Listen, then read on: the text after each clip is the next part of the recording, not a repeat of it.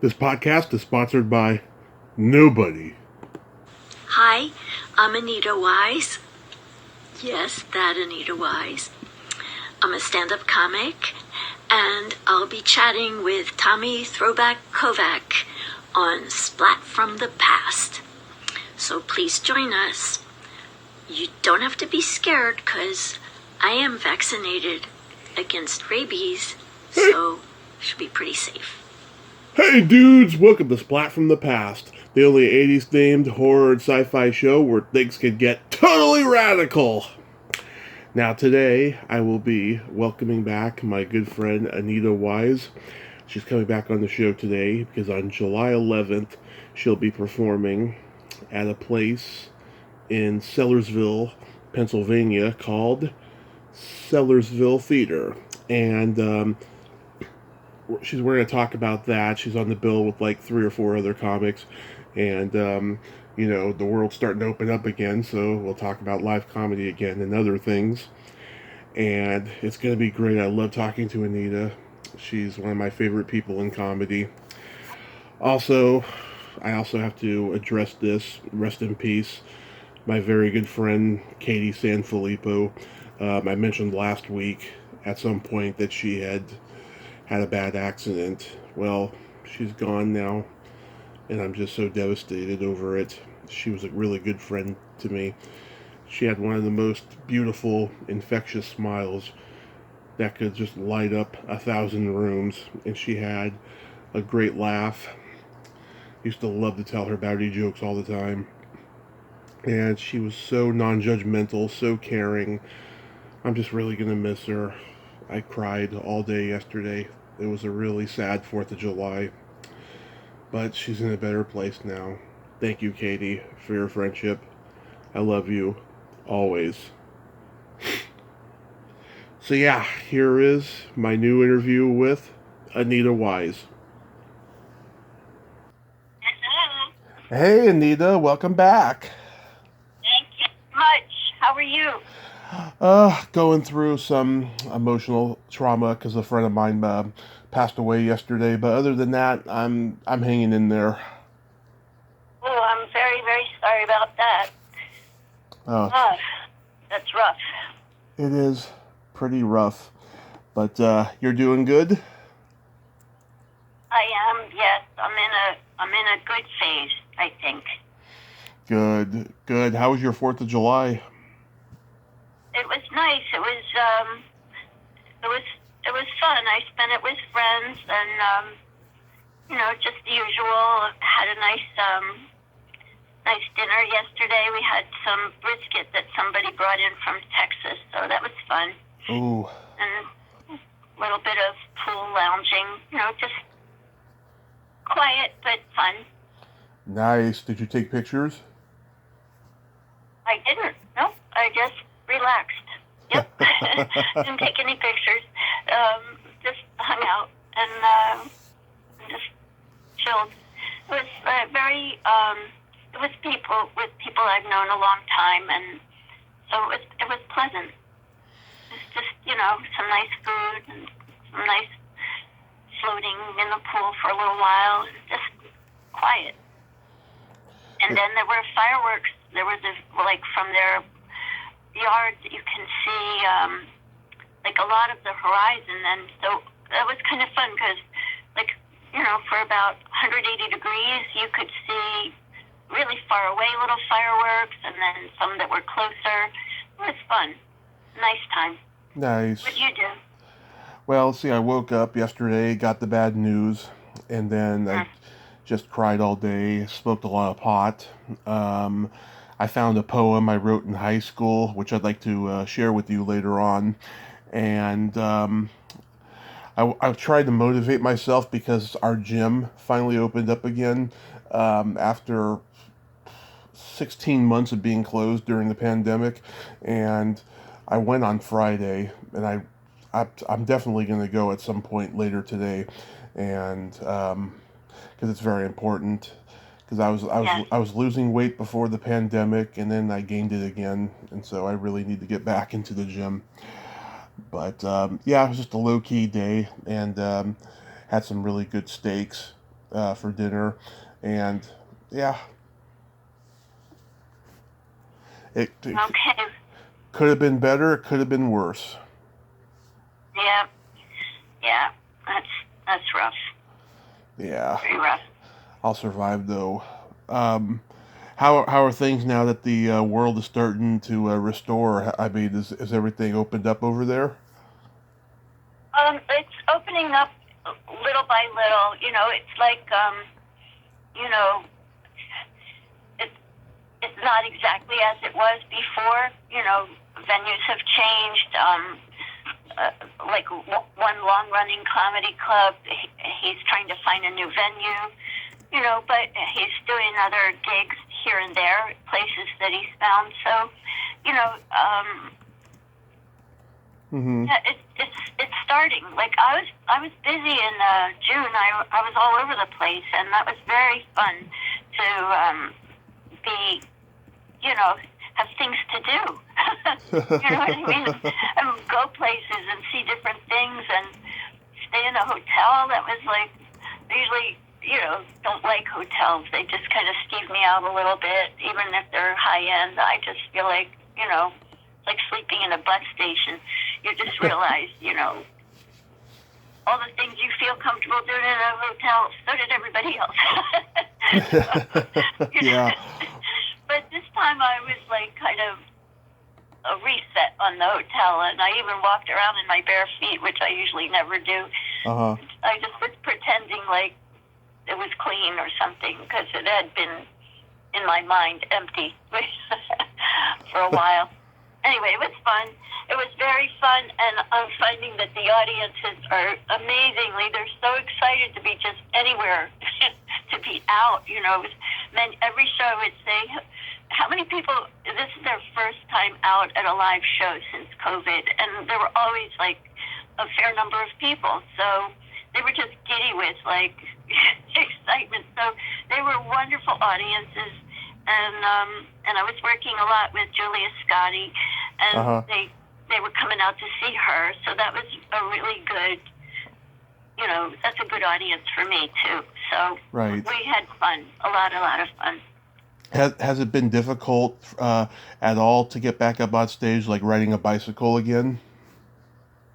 It was really like riding a bicycle again. I was very happy that I had one live show after COVID started, and that was last October at a theater.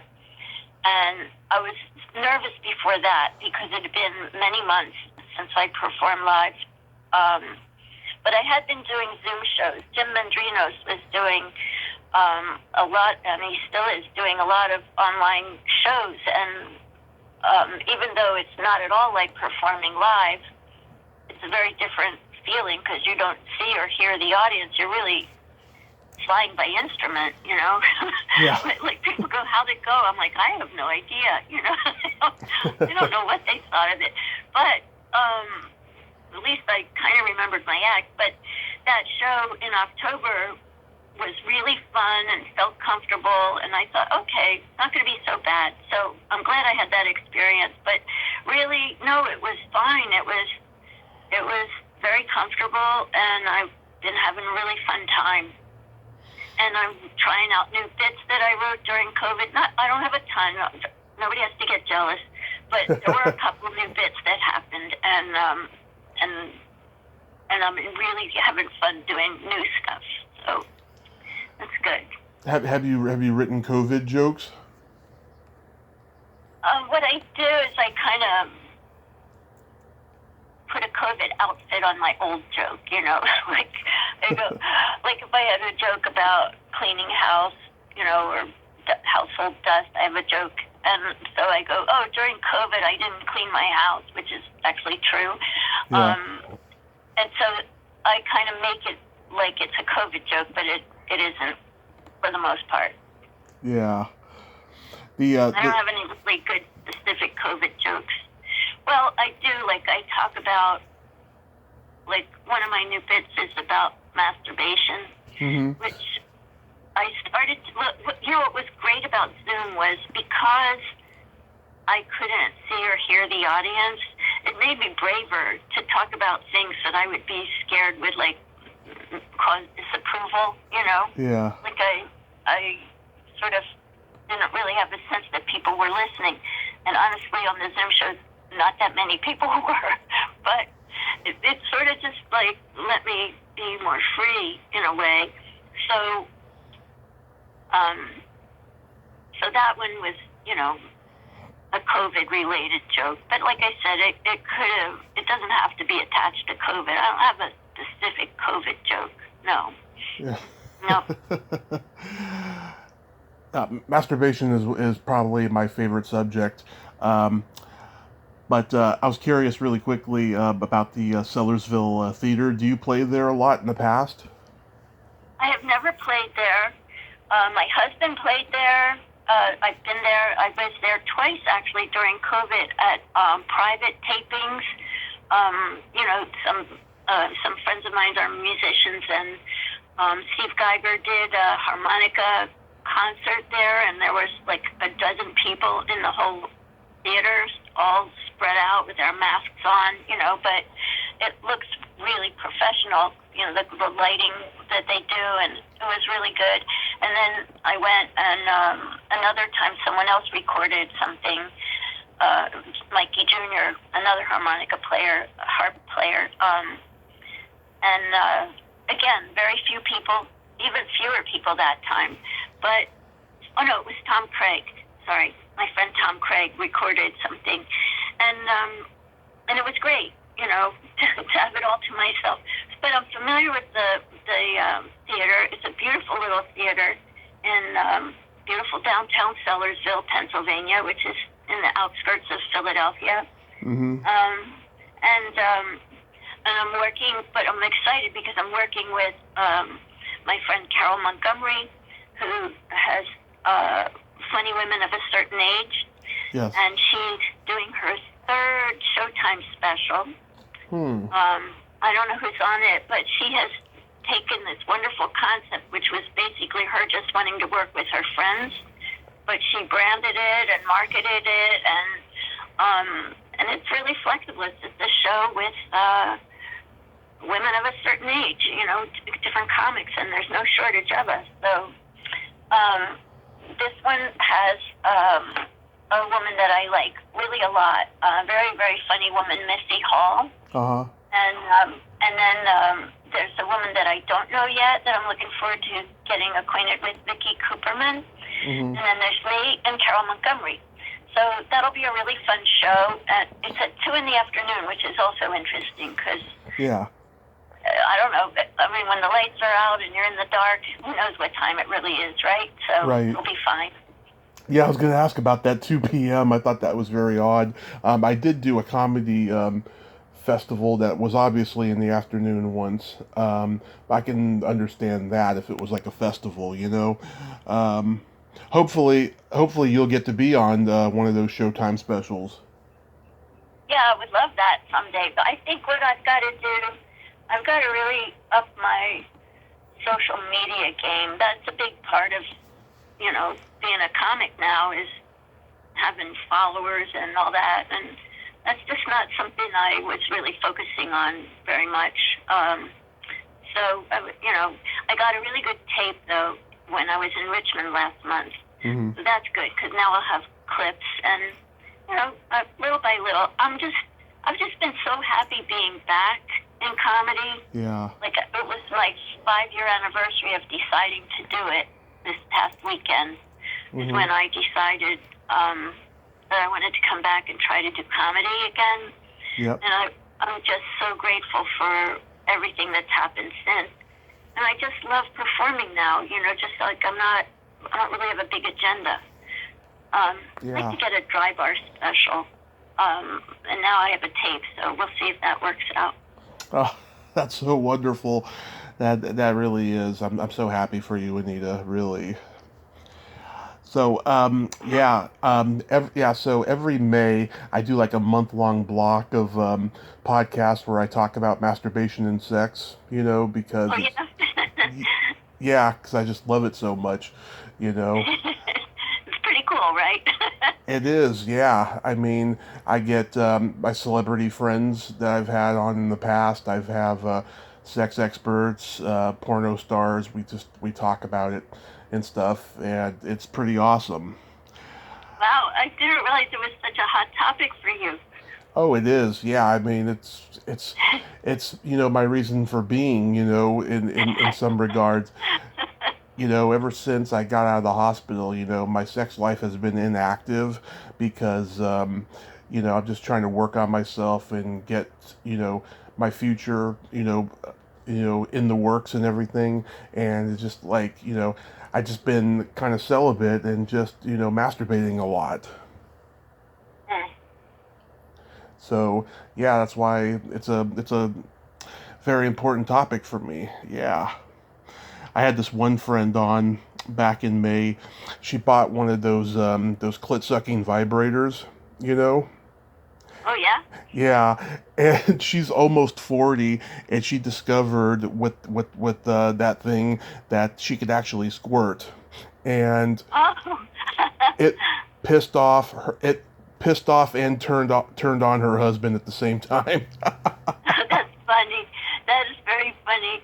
Yep. Well, that's kind of what I talk about a little bit in mine is not squirting, but just the fact that sometimes when you're in a relationship, your partner, if they find you doing yourself, they get a kind of territorial about it. Like, hey, that's supposed to be for me. like you just had the last Krispy Kreme or something. That's good. I like that. Just relax. There'll be more. I'm just priming the pump here. So that's it's just a funny thing. I think it cracks me up when people get mad about other people doing it. It's like, this doesn't involve you. Don't take it personally. Exactly. Funny. I think that's probably why, because other people are not Yeah. involved. It's a religious thing, it's sacred. I have That. something really personal about that, which I think is so funny. I got a COVID kitten, Hmm. I got a pet in the middle of COVID, Yeah. and she's very sweet. Not super affectionate, though, but I find if I use a vibrator, she Yeah. comes running. I decided, I'm pretty sure she thinks I'm purring. That's what I think it is. Yep. She comes right over and jumps on my chest and lies down and purrs, and that's funny. Yeah. How often do you use it? Well, it depends. Sometimes more than others. It's a weekly thing for sure. Yep. Yeah. Sometimes more. Yep. Yeah. Definitely. It's a couple times. Definitely a good companion. Yeah. It's a couple times a day for me. Just get a bottle of water-based lube, or Jergens lotion, and just rub it out, basically. Well, it's good to keep things flowing. You don't want to get all backed up. So, Yeah. good. Yeah. Did you know that the Klingon hand gesture on Star Trek can be used as a form of sexual foreplay? I did not. No. Wow. Yeah. Okay. There's a self-proclaimed sex doctor on YouTube, and he demonstrated it. You use that space with the fingers apart, to stimulate the vulva. And I told this actress that I'm friends with, she was on the original Star Trek back in the 60s, and she had been a child actress in Disney in the 50s, right? I told her about it off the air because we're good friends, and she emailed me back saying, I've been married 45 years. I have never had an orgasm that explosive while getting finger banged. Wow. But now I'm frantically Googling Klingon hand sign. Gesture. Let's see. The Klingon hand gesture. The Vulcan thing. Yeah. Right. Okay, I know what that is. Ah, all right. Good to know. Good to know. My toes are doing that. One toe has decided to make the Klingon.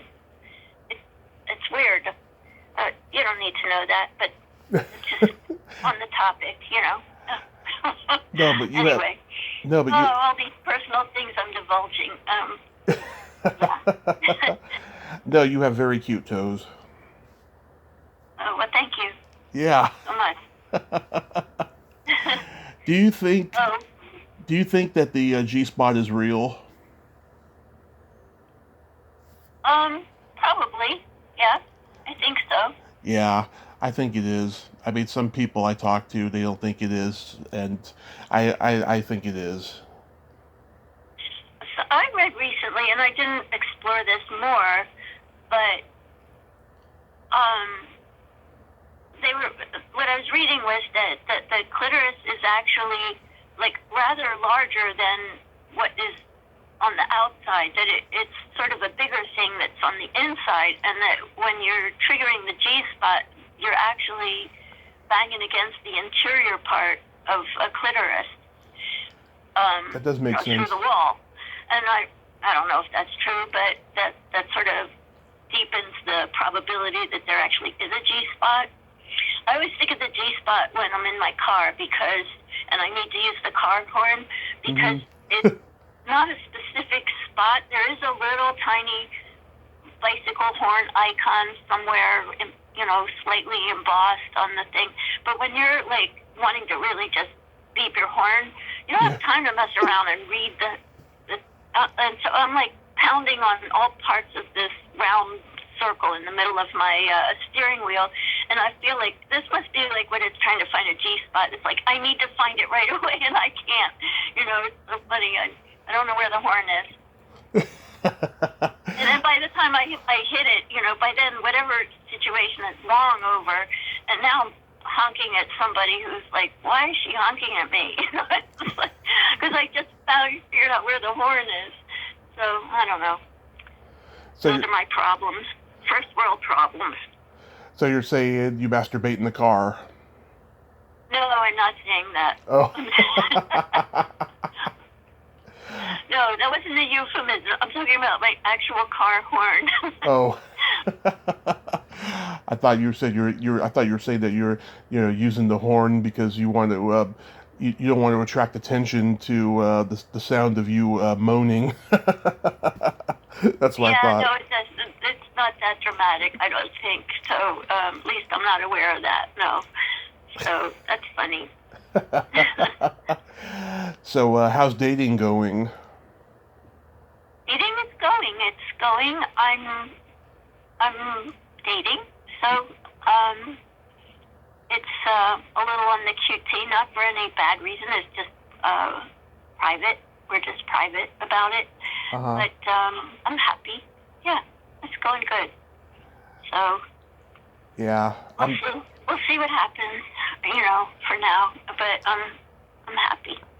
Oh, I'm so glad. I'm trying to let the opening of the world in summer feel out for a little while, and then I want to start having sex again. I miss it, and there's a girl who lives next door to me that's in her early 20s, and she's an absolute cutie. I met her actually around this time last year, and I think that she was gravitating towards me. She could probably have a boyfriend by now, I don't know, but she's definitely someone I'm going to talk to when I feel safe and I feel comfortable to go do it. Yeah, you have to be in the right frame of mind, I think. Yeah. Well, that's cool. That's nice to even just have someone to think about, Yeah. Because for so long there just wasn't anybody to even fantasize about. So I think it's good to have somebody in mind, and it just kind of keeps you engaged. It does, yeah. I mean, I won't be disappointed if she's seeing somebody already, but it's definitely in the back of my mind. And I've been very open about my freaky sexual past on the podcast when I did all those shows back in May, talking about how, I used to be involved in cuckolding. You know what that is? Yes. Yeah, I used to be involved. I was the other guy, Uh-huh. in that situation for years leading up to my car accident. And I've been open about it. And I'll tell you, the people I told about it and stuff, they got a real education. I mean, they were uncomfortable by, what it was, but they were also fascinated by it and the fact that I participated in it, and that now that I'm older, it's not something I want to do anymore. Yeah. We grow out of certain things, for sure. Yep. Yeah, so it was a nice conversation, that part of it, and I'm just, I'm not ashamed of it. I had a lot of fun with it. Okay. Well, as long as, everybody's happy, then what's the problem, right? Exactly, exactly. Last week was National Belly Button Day. Oh, man, I didn't know. I didn't put my decorations up. Didn't know. Well, how did you celebrate? Well, I went out and I had my shirt tied so everyone can see my belly button, and I went to give the rent to the landlady, right? And she's the same age as me, and we've been friends for the last 4 years that I've been here and stuff. She's like, "Why is your shirt tied?" And I was like, "It's National Belly Button Day." And she's like, "Really?" You know. And I was like, "Are you an innie or an outie?" And she showed me she was an outie, and there was freckles all over it. It was so adorable. Freckles on an out. Wow, that's unusual. Yep, yep. Well, I'm an innie, but my belly's so flabby and folds in on itself. It's hard to find it, but more information I shouldn't divulge. But okay, whatever. Oh, Nita, it's impossible to offend me. Okay, no, I get that sense. Yes, I'm not worried about you. That's. Oh my God. Yeah, my mom, she's got a lot of flab on her arm, right? We were driving the other day, right? And she's like, "Oh my God, look at this! I've got puckers." I was like, "Oh God, that is pretty bad." Yeah, when you get to a certain age, things become hard to find, and things Mhm. just start getting flab. I'm starting to get, flab on my arms that I hope that, once I lose, 50 to 100 pounds, on this diet, that, it won't be there anymore. I'll still be young enough to get rid of it. Yeah, good luck. I hope so. Everybody's different. Some people bounce right back, and other people it takes a little more.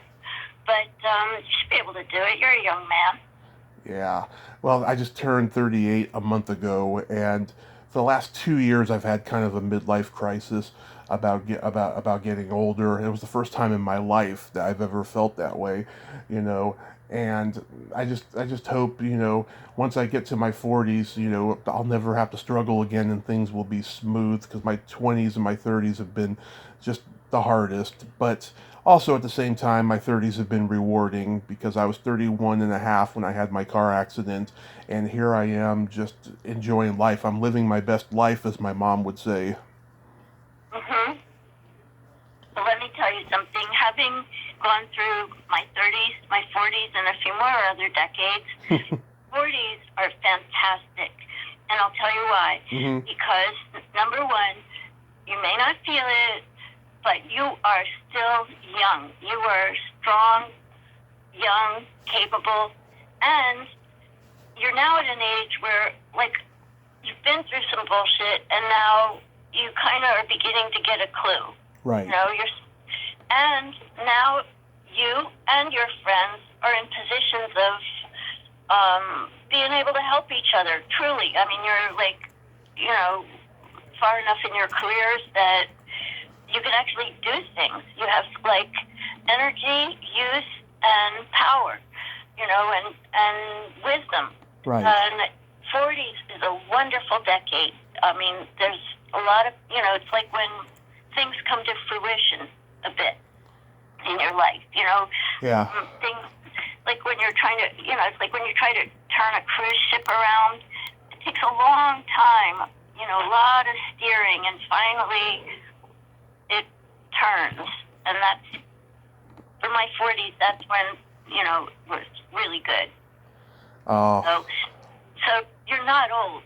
You were not old. You were just, in fact, the Greeks and Romans, the ancient ones, they didn't think, and I didn't get it at first when I was in my 20s. I was like, what? But they said a man isn't truly handsome until he's like in his 40s. And I so get that now. Like in the 20s, there's no experience lines that aren't, like men in their 40s, they start to get really sexy. Got that little line down their cheek, or around their eyes. And it's just so hot, I think. Like, I didn't think when I was 20 I liked men my age, but later I came to really appreciate like a fully grown man in full blossom, let's say. Oh, yeah. That's another thing my mother said to me recently. She said, I can't believe how much you're growing up. You don't get angry like you did when you were in your teens and 20s and early 30s.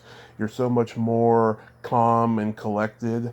And I said, yeah, well, you know what it is? Doing all the podcasting that I do and talking to people has really taught me how to, be socially acceptable and interacting with people and not getting angry at every little thing because I have so much experience under my belt now, maturity. Mm-hmm.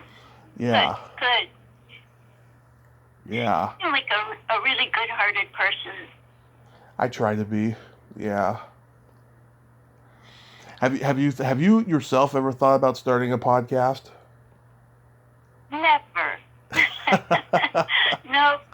No, because I kind of think of it as like the few times in my life I tried to people said, oh, you should journal. It's so interesting, and you look back on it, and so I would start to journal, and I'd read it back, and I go, this is so boring, this is so boring.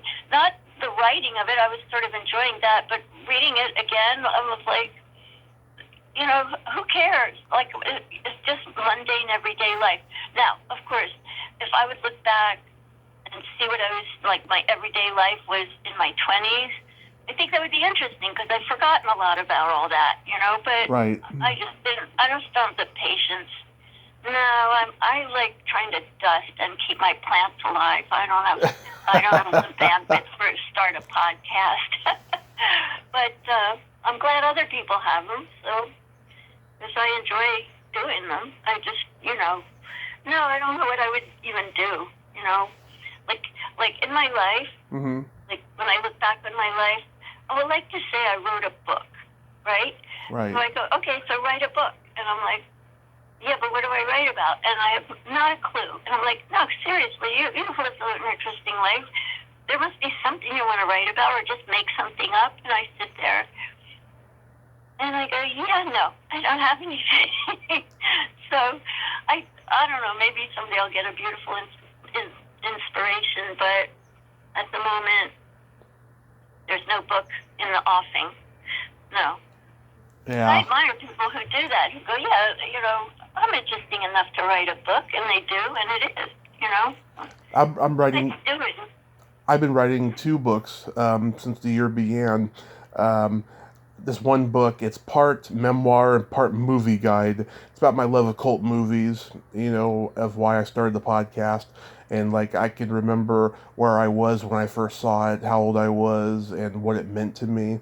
And I've been working on that since end of December. And then the other book I was doing a trivia book about the Bangles, because they're like one of my favorite bands of all time. And that's actually been a little bit more fun, because all I have to do is write the questions, and stuff.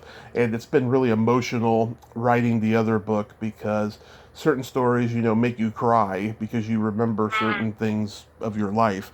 But I'm having a ball writing. Writing the Bangles book? Writing the Bengals trivia book and writing the movie guide book. Well, good for you. See, that's what I totally admire is, you get a concept and you go with it. I was starting to write a book years ago. I was a product spokesperson for Rit laundry products, Rit dye people, and I was like a comedic spokesperson for them. And I was supposed to be, my name was Dr. Rita Bright, is what they came up with. Mm-hmm. Dr. Rita Bright, get it? Yeah. Anyway, she was, according to their little bio that they gave me that I had to build my little skit around, a professional laundrologist, and she had a book, everything you ever wanted to know about laundry, but were afraid to ask. And so I knew that people would think it was a real book. And so I set out to learn as much as I could about laundry and stains because, you know, I just knew that if people came up to me after my little thing and had a question and I didn't know, it would be much better if I actually did know an answer, at least fake it, you know. Right. So I ended up thinking I should just write the book, you know. I should literally just write the book. And so somewhere there's a box with all the laundry and stain information and pamphlets that different washing machine companies and detergent companies sent me about getting stains out, and that's as far as it got. I never, you know, I had a chapter outline and everything, but I don't know, somewhere along the way I lost the buzz on it, and now people can just go online. I don't think anybody needs a book about how to do laundry. No. No, I don't think so. So there we are. Yeah. My mom briefly worked in a laundromat when we were struggling and homeless back in 2014 and stuff. It was months away from being closed down because the owner was retiring and he had just found out he had cancer. He was like in the early stages of it. My mom worked for him bookkeeping for about a month. She left and I think he was like being aggressive with her. He was like hitting on her and stuff, right? But because my mom was going through a lot of stuff and she was drinking at the time and stuff, she still came back and did her laundry there. And I was just like, why are you going back there if he hit on you and stuff? And the job was lousy, you know. I never understood that. I think he eventually died because we never heard from him again after I got out of the hospital. The following year. Yeah. Well, listen, when your clothes are dirty, you got to do something, you know, so Yeah. I guess women are practical sometimes. It's like, yeah, well, you know, I still got to do the laundry. Yeah. So let me read you that poem that I wrote in high school. Oh, yeah. Okay, yes. Okay, so I wrote this when I was 14. I love to be tickled, even when I'm holding a nickel. On my navel or under my toes, I always feel like a prime rose. If you tickle down below, it will provoke a giggle. Give me some room space, my toes will wiggle. Well, that's sweet. That's sweet. So you hold a nickel? At that time, yeah. Well, now it's probably a quarter, right? Because you're older and bigger. Yeah. Yeah, we had a neighbor who had a daughter that was, I think, a year or two younger than me, and I remember I read that poem for them, and the daughter, she wrote poetry, and so she was like turned on by that poem, you know, and stuff. And so like we started hanging out after that. I was like the first boy she ever kissed. So wow, it gives me the power of poetry, right? Yeah. Oh, that's adorable. Yeah. Yeah, I wonder whatever happened to them. I've been looking for them for years now. The woman had a falling out with my mom, unfortunately, after she helped us move. But yeah, that poem, it takes me back to that time and of how life seemed so much more innocent then. The internet was just about to emerge in a big way at that time. You know, we still weren't really using it yet in 1997 or 8 when I wrote that. Yeah, that's true. it was just a little, yeah, it wasn't quite what it is now, that's for sure. I mean, it seemed wonderful. I loved it, but now, oh my God, the stuff you can do, I don't even know what you can do anymore. I'm getting little messages about cryptocurrency, like, want to learn more about it? And I'm like, yeah, I do want to learn more about it, because I can't explain it to anybody. I can't explain it. I still can't explain the difference between whole and term life insurance. Not that I want to. People keep explaining it to me, and they make it worse. They go, no, it's simple. And then they explain it, and I still can't. And, well, cryptocurrency, I hope won't be like that, because I think it's, the future. Yeah. Maybe. I don't know. It seems like it. Like, certain countries now are making it their national currency. I'm like, what? I need to know what this is.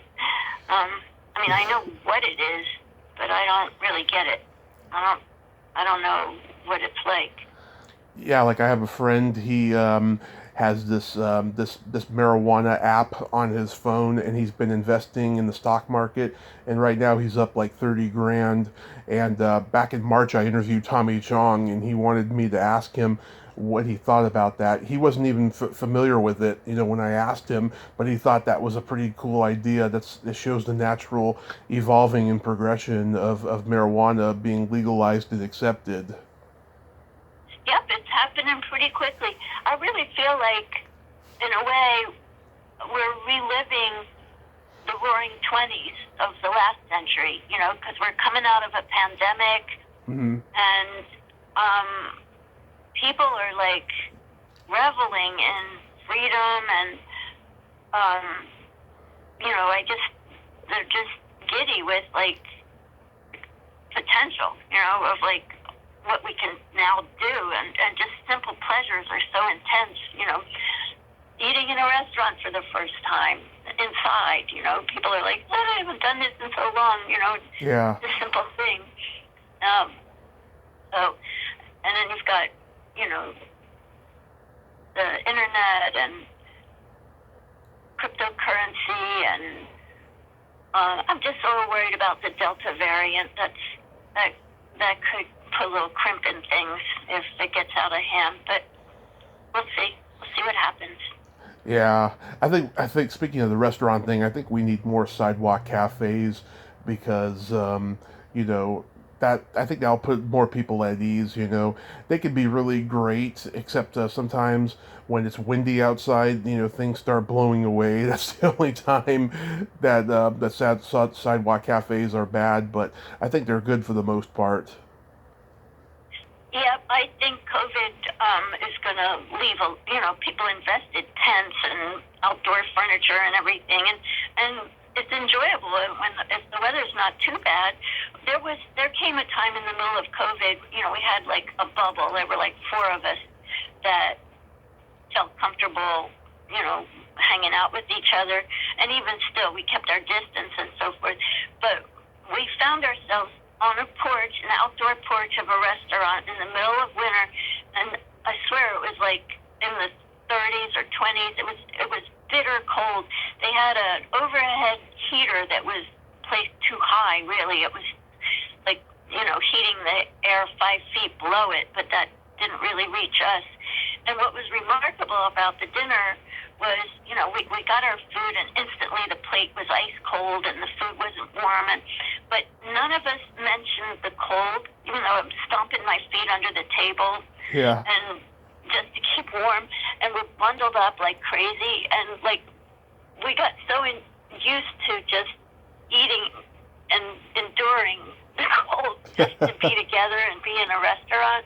Right. That like we're eating in the freezing cold, and I just thought, well, this is really something. This is how far we've gone. This was like, I don't know, by February we were good and tired of being cooped up, and it was cold. Right. But so even like we were even outside for that. So I'm just saying, I think a lot of the sidewalk cafes are going to stay. They put a lot of them in the street, and where parking places used to be. But there's people can still park, so it's fun. I like it. Oh, that's so cool. So you'll be at the Sellersville Theatre July 11th at 2 p.m. Women of a certain age. Do you have any other shows coming up? I do. Let's see. July 24th, I'm going to be in Richboro, PA at Giuseppe's. I guess it's a restaurant. I haven't been there. And then August 3rd is going to be kind of fun. Joe Salabi, do you know him?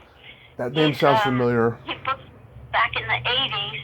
He's been posting really fun lineups from the 80s with some super big brand names, that were just working regular clubs back then. Anyway, he's got a gig for us, me, Gary Delana, and Paul Lyons on August 3rd at in the Clues Supper Club in Asbury Park, right on the boardwalk. So that should be really fun. And then August 24th, I'll be at the Monchuck Opera House in Jim Thorpe, PA, which is in the Poconos. So that should be fun too. So Wow. A few things coming up. Do you remember Henry Cho? Yes. Yeah, I'm supposed to talk to him on the podcast soon. He's been trying to make time for me. I've been talking to a lot of great comics from the 80s that people forget about and stuff. I've talked to like Steve Middleman and Jamie Alcroft from Mac and Jamie, and I talked to Joanne Deering. Oh yes, I remember her.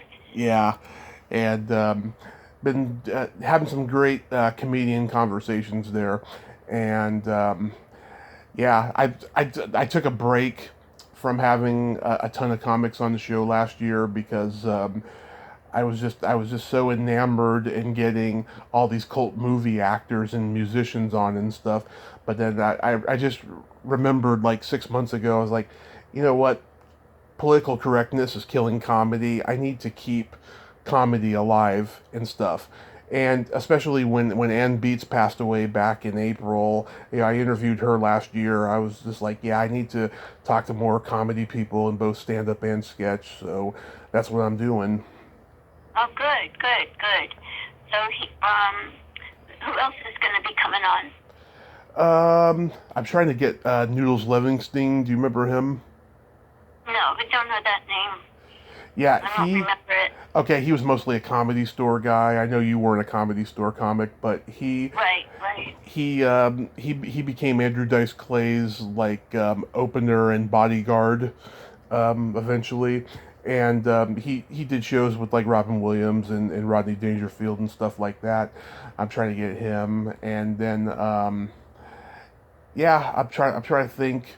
I mean, there's so many I want to talk to, but I want to try to get Diane Ford. I haven't been able to get in touch with her. Well, that's funny because she just came up today in conversation at breakfast. Really? Somebody was talking about how her big brothers used to like do stuff to her. I said that's like a bit right out of Diane Ford's comedy. She talks about that. Yeah. They would invite their friends, do stuff to her, Yeah. Just hysterical stuff. And, she would describe the horrible things they would do, rape her, gang rape, the G.I. Joes would gang rape her Barbie. Yeah. I don't know if that really happened, but that's what she would talk about. So that's so funny her name came up. She's on Facebook. I know, but I think sometimes the messages go to spam, and so that's probably why. Or sometimes people won't check their messages, Right. But fingers and toes crossed that she will respond. Yeah, she is just wickedly, morbidly hilarious. I always loved her. She is. Yep, she's hysterical. Anita, thank you for always being a fun guest and a loyal friend. You are very special, and you mean a lot to me. Oh, thank you, Tommy. Well, I always enjoy your show, and thank you for having me on and let me promote my things. And I'm happy I have some things because there wasn't always true. So It's good. Things are good right now. Awesome. Have a great show and be safe.